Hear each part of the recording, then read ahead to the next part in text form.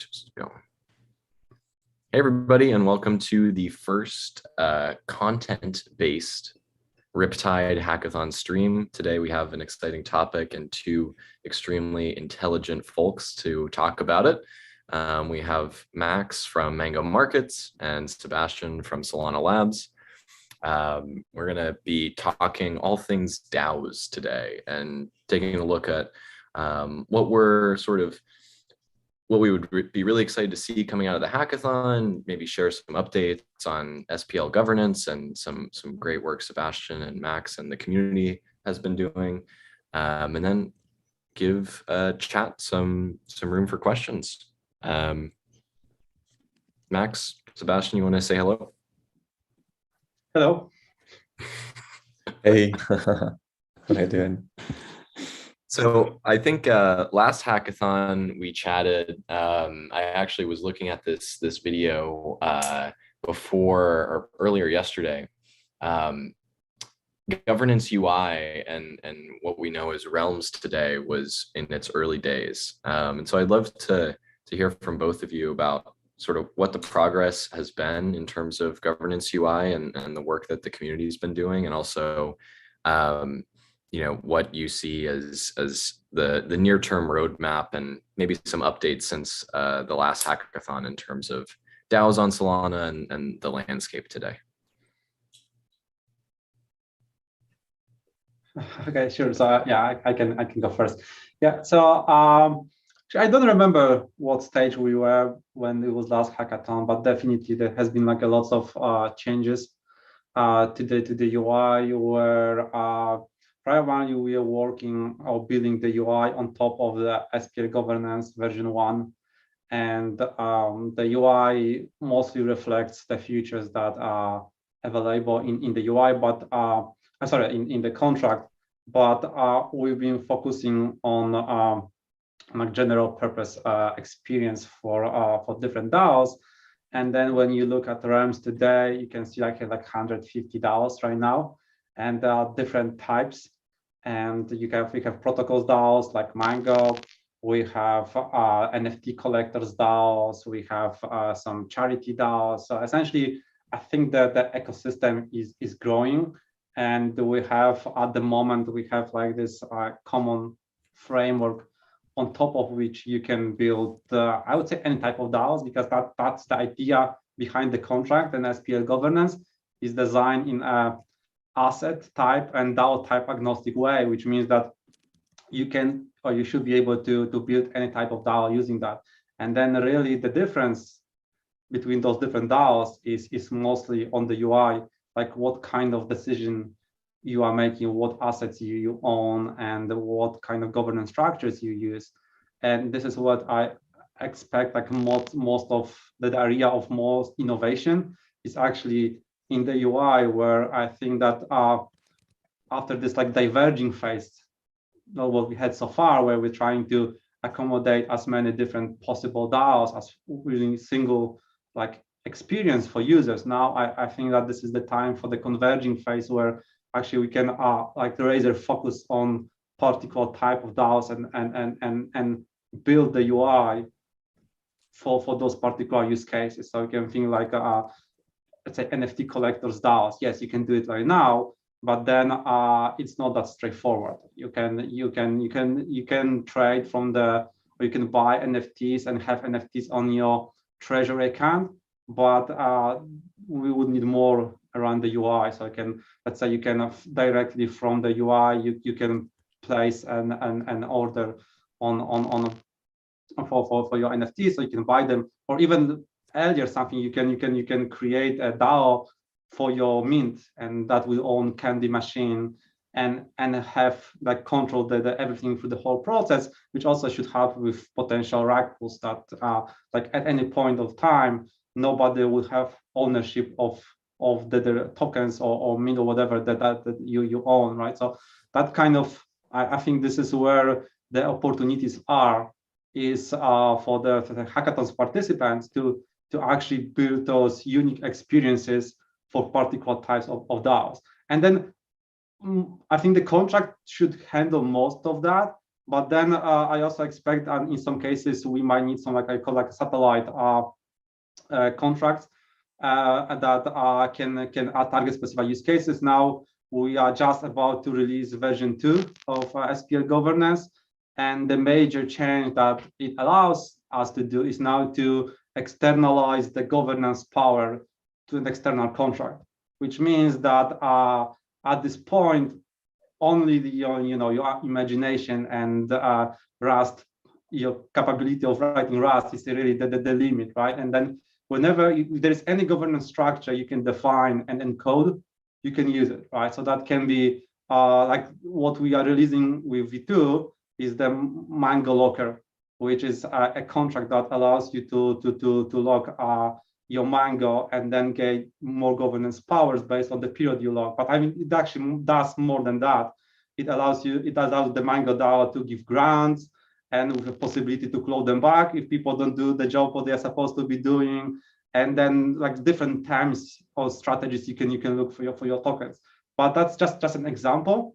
But I expect this like lots of those kind of plugins to be created, because the Mango one is entirely reusable. It means any DAO that wants to use the same governance structure can just use it as it is, because it would just like a plugin into SPL governance. But I expect that we'll have more. And obvious thing is NFT based voting, right? I think this is what everybody wants. That you can have you essentially your NFT gives you governance power in your DAO, and then any kind of combination, because in fact the Mango locker allows you to use multiple tokens, so you can vote with Mango, but you can also define another token that you can use for voting, right? So you can combine the powers of multiple tokens, multi-governance, and this is why you can really be creative with those structures. So you can create a DAO where you have NFT, which is like your primary voting power, but then maybe you have some like reputation score or some another economic tokens. The NFT can be non-transferable. So I think all those different structures that were, I think like most of the DAOs are still in the exploration phase and trying to find what's the perfect way to structure your governance. And it's really now is open for the innovation. And this is where I expect most of the focus that can be UI side for focusing on the different type of DAOs, and then the plugins for different governance structures. Yeah, I would agree with that. It's probably like the bare minimum we started with, and then also opened up the discussion because of like basically the amount of possibilities that we have now, and in terms of like fine-tuning what it means to have the token, how much voting power is associated with it.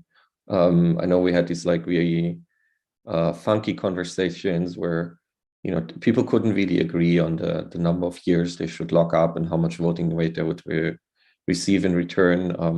There were a few people who wanted 100 years of lockup, and a lot of people disagreed with that. I mean, something that I don't know, they expect to live that long. We're very optimistic about technology in general, right? But yeah, the 100-year DAO, it's maybe an experiment that will be done outside of Mango. I'm still very keen on it. But I think it's that having the possibilities probably is going to raise a lot of questions. It's going to bring, like, I think, a new mix. I remember we were torn between just taking the 4-year vested curve kind of model and starting with that, but then we thought, hey, probably there's more fine-tuning here, because there really seems to be no good reason why 4 years is a fixed number, why it would work in particularly well. And also there was, like, I think a lot of discomfort in the community about giving someone that locks for 200 weeks 200 times the voting power of someone that locks for 1 week. So I think these like kind of like social and like community issues, every community needs to like figure out by themselves. And it's usually like the first step is probably really, really hard, and then a lot of people will just copy what works. But I think we're actually at the point where we can still be a bit more wild and experiment a bit further. And I think there will be a couple of DAOs having different models going forward. And so it's really, really great that what Sebastian built is so flexible and configurable. Yeah, there's also, I think, like when I look back, I remember it was like, right, we were the first ones who tried it, and like we're like, okay, we tried in production because it's the only way to try, right? You can't really have a DAO in DevNet. It's not the same thing. And so I think there is like now that we've seen that it's possible, I feel it's like one of Solana's most attractive features. Just being able to have a fully functioning like voting DAO, as decentralized as your community is. I think we're more limited maybe by the size of the community now than by the ability of the technology. And so I'm really excited to see some of the larger DAOs like the Monkey DAO onboard this stuff and like figure out ways how they want to run the project and make decisions together in a trustless way. Max, if you I'm gonna focus in a little bit more on the Mango side of things, and I know you prepared a couple ideas in some of the hackathon requests specifically for Mango. If you had a short list of projects that fast forward 2 months ahead and you saw these projects be released in the hackathon, and they reach out to you on Discord and they link you to the GitHub repo, and the work is all done and it's done well, what are some of those things that you would be really excited to see in terms of tooling support, specifically on the Mango DAO side, or what you're all working on? Yeah, I think we had a solid 2 weeks of discussion about the upcoming hackathon, mainly because people became aware, hey, we want to do something with the Treasury. There are a lot of funds in there, and people have been evaluating different ways to use it. And I think there's, to some extent, we want to have meaningful collaborations and provide liquidity to some of the teams that are building on top of Mango. So anything that allows us to like deploy capital, should it be through just depositing in a maybe in a program as a user, right? Becoming a user of our integrations, to maybe owning some of the governance tokens, owning a lot of Sol, right, in order to run our own validators. These kinds of things, I think, really, really matter actually going forward. And so we hope that by the end of the hackathon, right, all these treasury management options will be there. This was like one, right, and also the idea why we reached out to Matty and we're like, hey, we should have a dedicated track on this, because there's so many possibilities, right? Like everyone has, like, we know a bunch of DAOs that want to do something with their treasury but simply can't. And the fun part is it's actually not difficult. It's more like a whole lot of very parallel integration work with the different protocols. And we know that UXD protocol, for instance, already started doing some of those things on their side, which only came up because we asked them if they want to be integrated.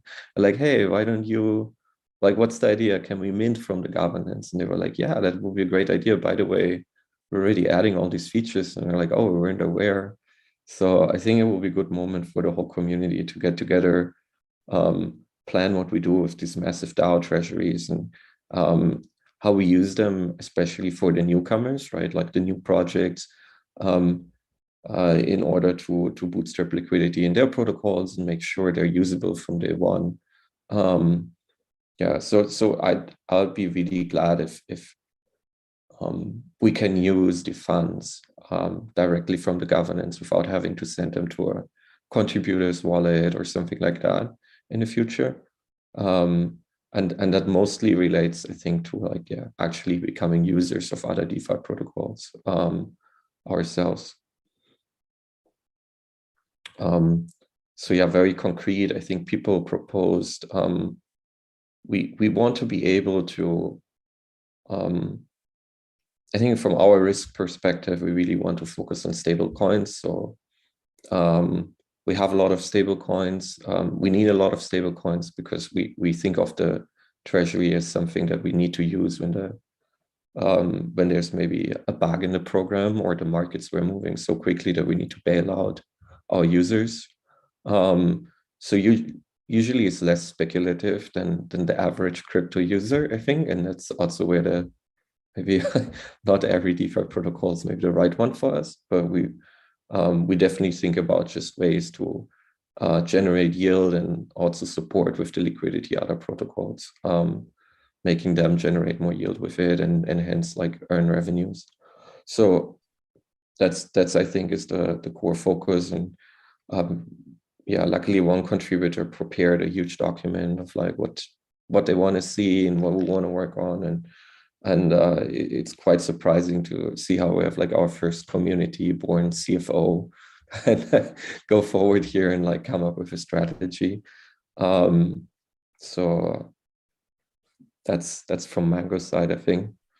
Sweet. I know Sebastian, you've also been like working on like investment DAOs and things like that, right? Yeah, I was going to ask the same question to Sebastian. It's really about any type of DAOs, right? Like my favorite examples is that you can create something like personal DAOs, like a family locker DAO, where you put your treasure for your family or just for yourself into a DAO. That first of all, that mitigates the risk that if you lose your keys, then your family cannot get it, or even for yourself, you can use the like multiple keys.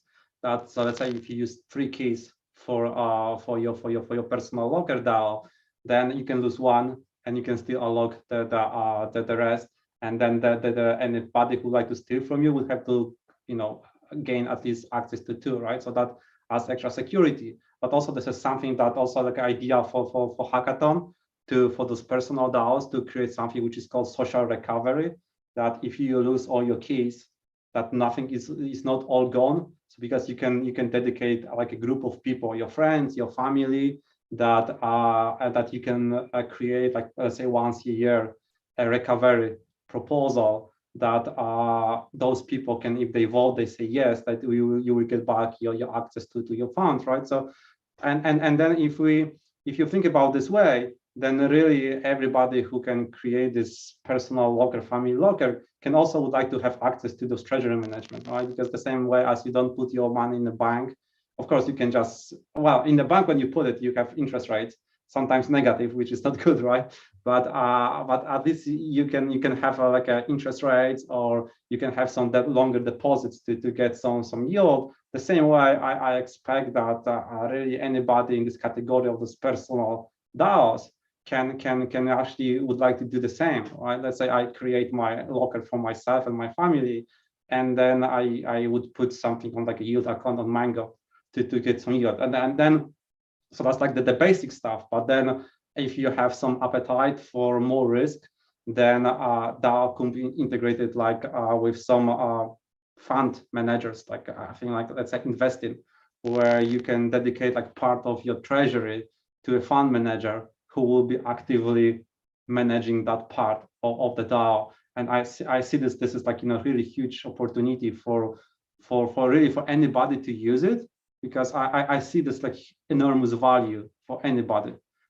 First is the security, and the second is that you can have like a safe way to allocate part of your tokens that you own to some investment managers, right? So that follows the strategy of investing, that you can put, don't put all your chips in one basket, but if you say put like 20% in high risk, that payment, because there's always a contract risk and counterparty risk, right? So whenever you do something for your treasury and delegate this to somebody else, there's always a risk, right? But if you don't use all of that and use also part of it, then you can just do that. And then of course I think that those guys I think that is investing, or the other ones that allow you to like structure the strategies and your appetite for risk, and that kind of integration that help for like average user, I think would be great. And then the social recovery, because I see like lots of like people who are not crypto native, they are just scared when they hear all the wallets, making sure that your key is private. They like I asked my auntie, and she said, all I want is like a credit card that if I lose it, I can call my bank and I will get it back, right? Because she was like scared to death that if she loses that credit card, it's gone forever, right? And that's essentially the situation with private keys. But the idea of this personal locker essentially gives you that flexibility of recovering your credit card through this decentralized, crypto native way. So I think this is like huge opportunity, because that can, if we get it right, that can enable like, I think, more people than just crypto natives to join the ecosystem and use it in a safe way, because that's very important. And I really like the DAOs to really drive the frontier of safe crypto. The same that what I was talking about, the example with the NFT memes. They are just because usually the artists are really at the mercy of the developers, and if the developers go wrong, they can pull the rug, and then everybody else loses. But if you just start the mint from the DAO, you create the artists, everybody involved, and investment. You start with the DAO, and then the DAO creates the mint. The DAO owns the candy machine.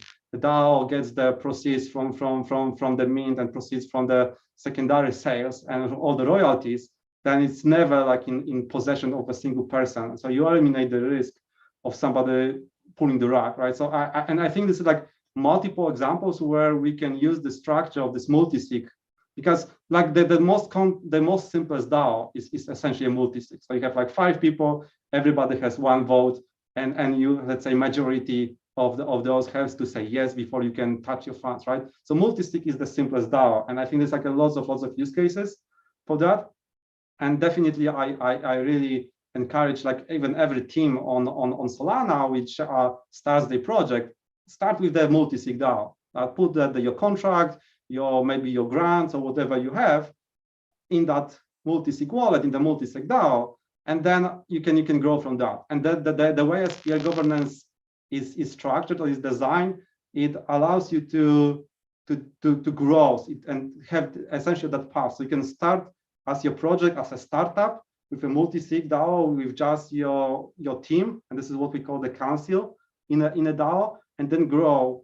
And then once you are ready, once you build your product, you build your community, you can actually decentralize. You decentralize and you can give the governance power to the community. But you can still keep the council as a safety net. But then let's say the community engages, everybody votes, everything goes smoothly. Then the final stage is you remove the council, and it's just the community fully decentralized, right? So this is like the life cycle of the DAO. It's really important. Because DAO is like a spectrum. It's not like one thing. So the simplest one is the multi-sig, and on the other extreme you have fully decentralized community owned, right? And then every DAO probably will be somewhere on the spectrum, right? And this is why our tooling, SPL governance, and the realms are really designed to allow you to join and become a DAO at any point on this spectrum. But my perception is that everybody will start at the beginning, right? I mean, Mango started at the extreme, right? and that was like a really leap of faith, I think.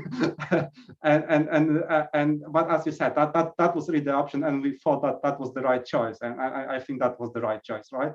But then, like, I think most of the DAOs actually will start at the beginning as a group of people having the multi-sig control over the assets of the programs, and then it will grow, trying to reach the nirvana of decentralization and community-driven DAO. And one more thing that I want to comment is that everything that we do is on-chain, and this is really like a huge difference for Solana, where like you can see, like there's like a lot of similarities between Realms UI and Snapshot, where when you can do this kind of the same voting, but there's a huge difference because Snapshot is just it's off-chain. So you're essentially asking people for opinions and what they think like.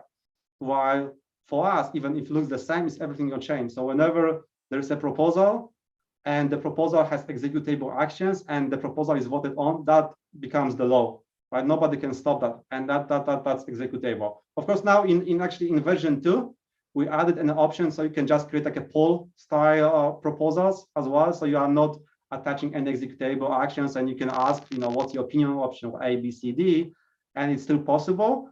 But still it's on chain. And the advantage is you can measure like the quality of your DAO. I think that probably we are still like not there yet, but I expect, and that can be also like a hackathon project, to actually have a tool to measure the quality of the DAO, how strong the DAO is. And that can be, like how many active users are, how many people are participating in votes, how many votes, and then how much they have in the treasuries, what the outcome flows. And I see probably don't have enough DAOs right now to have those tools, but in the long term, definitely like a DAO analytics tool will be very, very useful, because then they will allow us to, because what you can measure, you can improve, right? If you cannot measure, you don't kind of know what you are building, but creating those measurements, like in like a normal, let's say, website, right? You're measuring like monthly, daily active users, and you can do the same for DAOs, and then estimate the health of them. So that can be also an interesting project, I think. Yeah, I'd personally really like to see that. It's sometimes in the discussions that we have, like off chain, there seem to be like just a few actors talking really, really loud. But then, once it goes to vote, actually, you see more people have opinions and ask around, and maybe even getting like second opinions from different people. So this whole like workflow where we like make it really binding, I think increases the seriousness of the discussion also. I remember we did a not so lucky Twitter vote on which market to list on Mango, and a lot of people got upset about it and had like really, really big opinions about it. And in the end, I think the only way to close the discussion was to say, hey, let's vote on chain. and then somehow that like also brought the discussion to another level, because it's not maybe so selfish anymore, but more about the greater good. Like people really start to think, hey, what is the right decision here? Independent of like, hey, I would really like this outcome for myself. So a bit more of, I think, responsibility in through transparency, maybe also, because it is visible what you do and how you vote. Yeah, I think those, and yeah, to some extent you can't really like Sybil attack it, or like come with a fake identity, or bring all your friends that are really, really loud on a forum and talk about something. But you actually need to have, right, the tokens to make the decision. And I think there's like we thought in the beginning there would probably be enough and people would be really excited about it. But I think now that we have the foundation in place with the second version of the governance and like full control of the vote count, we also have like the possibility to integrate way more tightly, right, with the governance. So I'd also be very curious to see like people building these projects, maybe similar to how Curve is working on Ethereum, where your locked tokens directly have an impact on your revenue you generate from the platform, right? Like there's a clear steering committee for where liquidity incentives are directed, and they actually, people have an influence, and I think that to some extent made the project extremely popular, and it cemented it as like a cornerstone in the DeFi landscape, is because every other DAO can influence it actually. So there's like this working together with different DAOs, and having part of the protocol actually decision-making process that is tied into the governance token. I can, like, we're starting to have these discussions now inside Mango, and I think it's very healthy, and actually brings forward like things that normally on Ethereum would be reserved to very, very big wallets. Because if you want to do any kind of on-chain locking or something like that, it quickly becomes very economically infeasible. This kind of stuff will, I think, work really, really well in Solana, where, hey, I have maybe, just a very small stake in this project, but I still want to direct some of the things towards my benefit. So less like binary yes or no decisions or controls, but actual like ratios, right? Like where there's a continuum of outcome in a decision. And so similar to I think what we're seeing now, the multiple choice voting, which was one thing that we heavily requested also, because there were always too many choices what to list basically on Mango, but then the technical limitations of what we could list. And similar, I think going forward, there will be more continuous decisions that are less hard yes or no, that directly go into the design of the protocol. I think people were asking about having fee reductions on the exchange based on your voting power in the DAO, or having referral credits based on their contribution to the DAO. So it's like suddenly this variable becomes measurable for every user of the product, and then it makes you think, hey, well, what do we want to do with it, right? And I think in the end, it directly impacts also how much likely people want to own a certain token. I think we have seen that with Curve very, very strongly, that DAO treasuries love holding Curve, right? They love it because they know they can direct liquidity in a way that their protocol gets more use, right? And fundamentally remove barriers of entry for other protocols to use their protocol again. So it's like I think a very, very interesting path. And yeah, I'm really excited that all these use cases are now supported. So kind of looking outside the DeFi track, what people will come up there, and probably they will build the basic protocol first, but then at the end of the hackathon will probably have another call like this and like figure out, hey, now how do we bring it back, right? How do we tie it in? Thanks, Max. Thanks, Sebastian. Those are some great discussion points there. Yeah, not very many questions coming from the chat. I think we can sort of start to wrap up here. But I wanted to pose one question again to you both. If we dream big about this year, I know we're just in the start of February. I don't know how January went by so fast, but if everything goes well, I'd be interested to hear if you could paint a picture of where we are in 2023 with DAOs potentially on Solana. And if we dream big and things go well this year, where would you love to see us this time next year?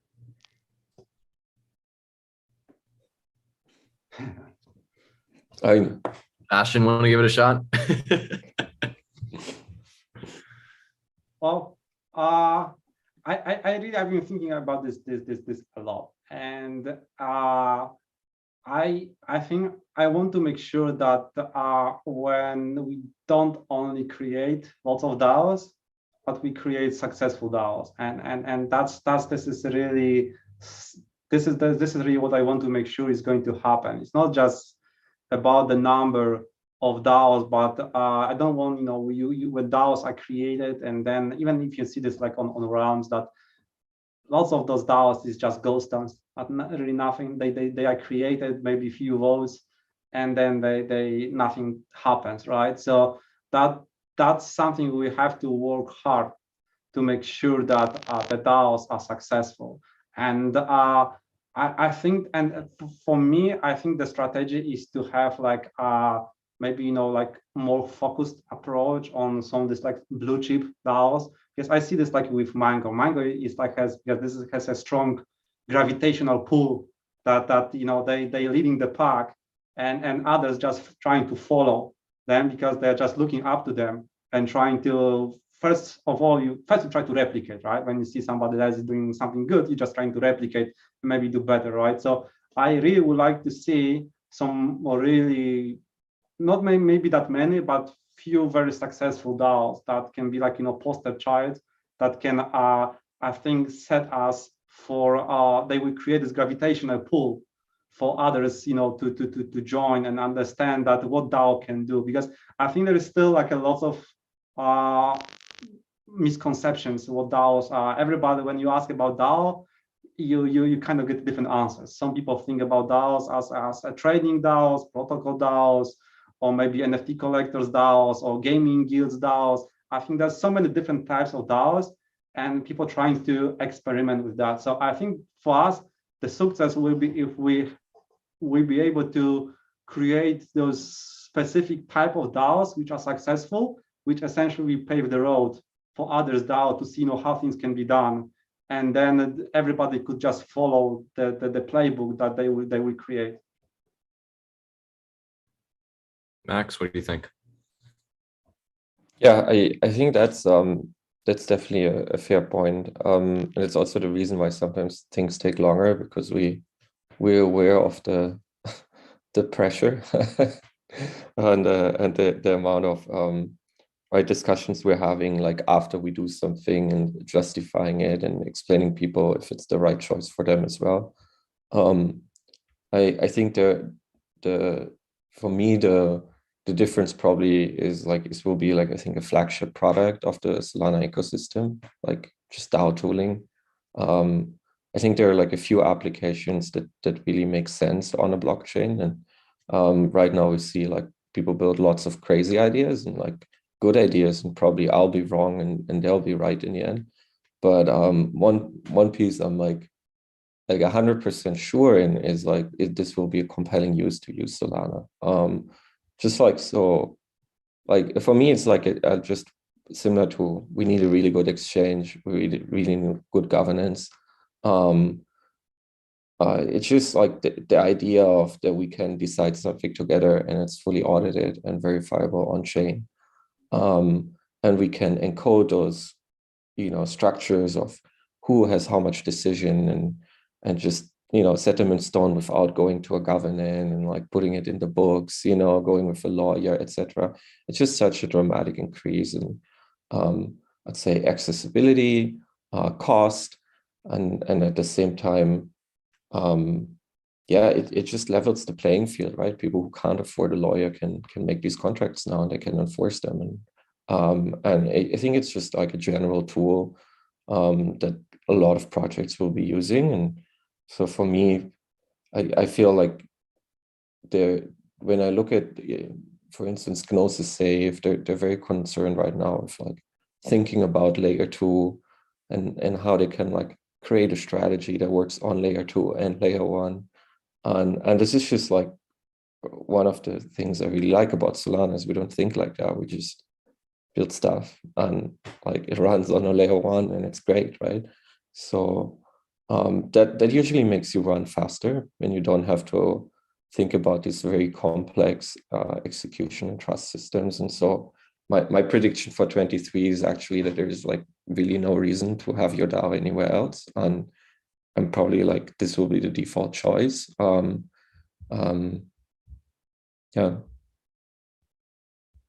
Yeah, I think we do have foundation for that, definitely, and yeah, and I think if we can pave the road and show others how that can be done, I'm sure that many will follow, and that's cool. Yep, I agree. Well, hey, thanks to you both, Sebastian and Max, for joining today. I think we have some great ideas. Again, shameless plug, but it's why we're here. Solana.com/Riptide. Be sure to register and get connected with a team to build on some of these fantastic ideas that Sebastian and Max talked about today. There's also a ideas page on the Riptide sort of mini site, so be sure to check out some of the other ideas there. If DAOs are not exactly your thing, there's all sorts of ideas with NFTs, payments, DeFi. You can, and gaming as well. You can go crazy. Thanks again, guys. Really appreciate your time. And yeah, we'll have another stream relatively soon. All right. Thanks. Thank you. Bye. And happy coding.